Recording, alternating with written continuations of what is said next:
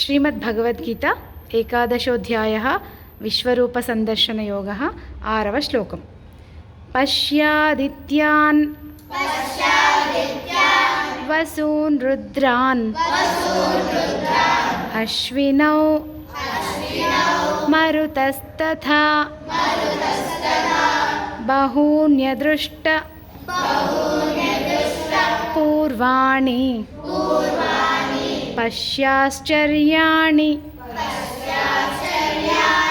भारत। पश्यादित्यान् वसून् रुद्रान्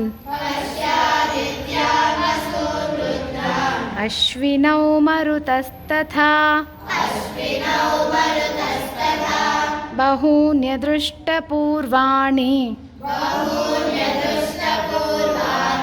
पश्याश्चर्याणि भारत।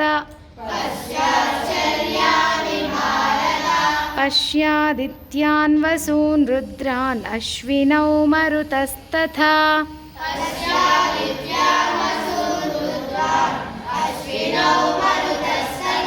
बहून्यदृष्टपूर्वाणि पश्याश्चर्याणि भारत।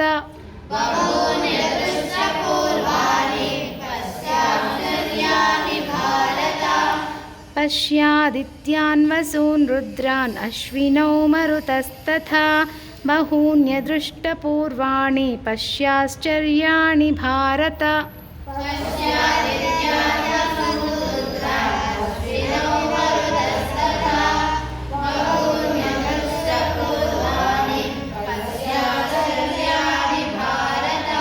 जय श्री राम।